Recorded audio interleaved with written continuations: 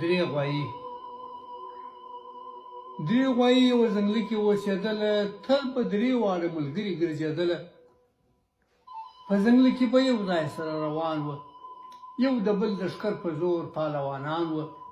یو یې تور، دوهم ابلق، درېیم یې سپین و. د زمري یې زړه په غوښو پسې شوی و. که هر څو زمری پاچا و د لیوانو، زور یې نه و برابر له درو غوایانو. چې زمري به ورته سپین کړل غاښونه، درو غوایانو به ور واړول ښکرونه. له ناکامه به زمری بېرته روان سو، پر زړه پاته د خپل ښکار به یې ارمان سو. یوه ورځ ورته ګیدړ ویل سلطانه، دا یوه خبره واورله نادانه. د غوایانو ترمنځ اور د نفاق بل که، پر یوه جلا جلا یرغل که. بیا به موږ هم څومره ستا له خیراته، شپه او ورځ به کړو دعا و خپل پاچا ته. زمري وکړې سپین ابلق ته څو خبرې، چې پر زړه مو لګېدې لکه شکرې. د عمرونو ورته یادې یې کیسې کړې، د نسلونو یې ور یادې خاطرې کړې. ورته ویېغانده تور په څو شانه، سپین ابلق یې تور ته کړله بدګمانه. چې سپېره یې ټول واښه کړل له ځنګلونو، کرۍ ورځ د ده تېرېږي په شخوندونو.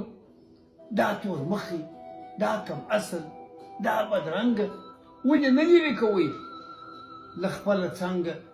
کرۍ ورځ یې جوړې کړي وي رمباړې، که په نس موړ وي که وږی یو څه غواړي. بد ښکارېږي په ټولۍ کې د غوایانو، دا کم اصل ولې بولي له یارانو. زه یې پېژنم په اصل غویی نه دي، دا له نسته ده یا بودي یا د خره دي. که د ځانه یې جلا نه کړي ملګرو، یوه ورځ به یاست پښېمانه ښکرورو. دا یوه خبره زما واورئ زړورو، دا قانون دی د اصیلو ځناورو. په ټولۍ کې چې کم اصل یې پیدا سي، د اصیلو ځناورو ورته شا سي. څوک یې نه بولي له ډلې د خپلوانو، په ټولۍ کې حساب نه وي د یارانو. که پر وخت مو تور ونه ایستی له میانه، بیا سبا به مو ګیله وي له خپل ځانه. سپین ابلق ته ویل وروره خوښه ستا ده، چې دې هر څه فیصله کړه زما سلا ده. بیا یې وکتل زمري ته ویل وایه، ستا د تور د ورکولو څه ته رایه؟ زمري داړې کړلې سپینې ویل ګورې، سبا دواړه کړي جلا له توره لوري. زه او تور چې سو تنها، زه په پوهېږم، تاسو لاړ سئ، زه له ده سره جوړېږم. چې سبا لمر راښکاره سو په ځنګله کې، تور یوازې را روان و په ګوښه کې. کرۍ ورځ یې په رمباړو کړ ځان ستړی، د یارانو یې سورک ژوندی او مړی. چې زمري ورته له ورایه ښکاره سر کړ، تور غوایي هم ځان جګړې ته برابر کړ. زمري مخامخ پر تور باندې حمله کړه، په تېره منګول یې غاړه ورپاره کړه. که هر څو به یې تر خوله خطې رمباړې، په وجود یې ښخېدې د زمري داړې. له ناکامه یې نارې کړې چې یارانو، زه مو پرېښودم دښمن ته نامردانو. دا حال چې نن پر ما سبا پر بل دی، خپل عمل د هر سړي د لارې مل دی. د ابلق زړه باندې وسو ویل سپینه، زه او ته او تور شریکه لرو وینه. کاشکې نه مو وای پرې ایښی دا زوی مړی، د زمري له خولې مو بېرته وای خلاص کړی. سپین په قهر ورته وویل ابلقه، په دستور د دنیا پوه نه یې احمقه. دا بدذاته دی کم اصل دی دا تور دی، د ده ژوند اصیل غوایي لره پیغور دی. چې ایښې وه ګیدړه د نفاق لومه، تور غویی سو د زمري د پنجو شومه. یو څو ورځې د زمري خېټه مړه وه، د غوایي پر غوښو وازګه یې میله وه، اوږده ژبه یې خپره وه، پر برېتونو مړه ګېډه یې وه ډکه، له ټېغونو غړومبېدی، د تور غوایي په غوښو مول و، یو څو ورځې یې د ګېډې روژه سوړ و. په تاوده و د زمري تېره غاښونه، شاوخوا یې پر کوله طوافونه، پر میله باندې چې تېرې ورځې شپې شوې، غوښې ختمې شوې، چې پاته وې ورستې شوې. د زمري په نس کې بیا لوږه پیدا شوه، ورته یاده خپله تېره مدعا شوه. ورنږدې د سپین غوایي خواته ورو ورو سو، څه د غرونو څه ځنګلونو په کیسو سو. ورته ویې کړل خواږه خواږه نکلونه، تېرول یې زاړه نوي متلونه، پکښې یاده یې کیسه کړه د غوایانو، د اصیلو او کم اصلو حیوانانو. ویل سپین پوستې روښان لکه سهار دی، د غوایي د جنس او نسل افتخار دی. راته کړي مې کیسې خپلو نیکونو، سپین غوایي دي د زمریانو له نسلونو.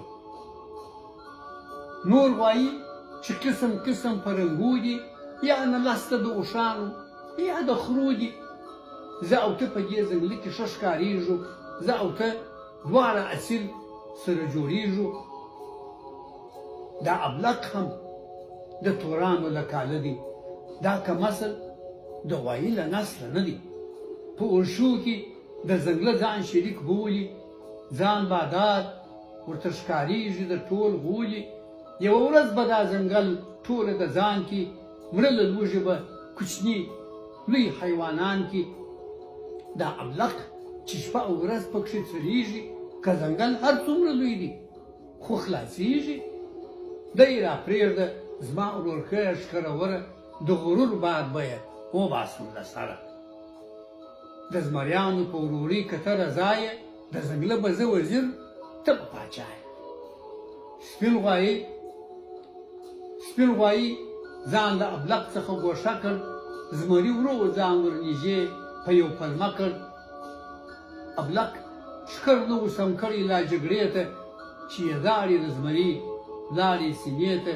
په یوه حمله پر څټ د غوایي سپور سو، د ابلق تر سترګو ټوله ځنګل تور سو. چې هر څونه یې رمباړې کړې په زوره، چې کومک ته رارسېږه سپینه وروره. دغه حال پرون پر تور و نن پر ما دی، د خوني زمري یرغل سبا پر تا دی. د ابلق وروستۍ رمباړې شوې کرارې، د زمري داړو یې بندې کړې بغارې. بیا څو ورځې د زمري میله تازه وه، د ابلق په پستو غوښو یې خوله سره وه. په ځنګله کې سپین بېغمه را روان و، د زمري له ورورګلوۍ غره په ځان و. خپله وینه یې ګڼله سوچه اصله، ښکارېدی ورته خپل ځان له بله نسله.